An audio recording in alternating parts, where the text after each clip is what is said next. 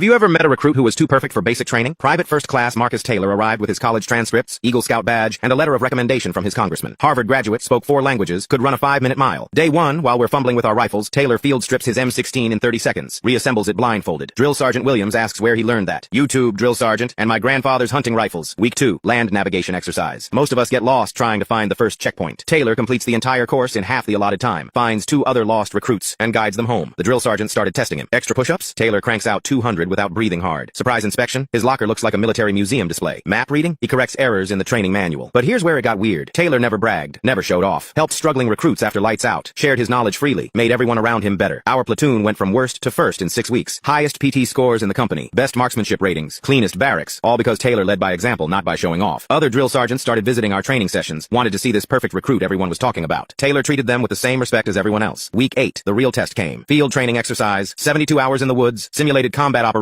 Most recruits break down by day 2. Taylor organized our defensive positions like a seasoned infantry officer, set up watch rotations that actually let people sleep, rationed food so nobody went hungry, kept morale up with quiet leadership. When opposing forces attacked our position, Taylor didn't just follow orders. He anticipated them, moved squads before being told, spotted weaknesses in enemy formations, turned a routine training exercise into a tactical masterpiece. The after-action review was legendary. Battalion commander showed up personally, asked Taylor where he learned small unit tactics. Call of Duty and history books, sir, plus common sense. That's when things got interesting. Taylor's background check came back with some unusual flags. His college professors remembered him differently, described him as quiet, unremarkable, average student. Turns out Taylor had spent 2 years after graduation doing something nobody talked about. Gap in his employment history. No explanation, just missing time. Military intelligence got curious, started digging deeper, found travel records to places that raised eyebrows, training courses that weren't on any college curriculum, skills that don't come from video games. Week 10, 2 men in suits visited our barracks. Had a long conversation with Taylor in the commander's office. Nobody heard what was said, but Taylor came out looking different. Relieved, maybe. Graduation day, Taylor finished first in every category. Distinguished honor graduate. Drill Sergeant Williams shook his hand and said something that stuck with me. Son, I've trained thousands of soldiers. You're the first one who arrived already knowing things I couldn't teach. Taylor got orders to Fort Bragg, Special Operations Command, fast-tracked through advanced individual training. Last we heard, he was doing things that don't appear in newspapers. Years later, I ran into Drill Sergeant Williams at a reunion, asked him about Taylor. He just smiled and said, some people join the army to become soldiers. Others join because they already are soldiers and need somewhere to belong. Never found out what Taylor did during those missing years, but I suspect he wasn't learning from video games and history books. Guy moved like someone who'd been in real fights before. The perfect recruit wasn't perfect because he was naturally gifted. He was perfect because he'd already been through something that made basic training look like summer camp.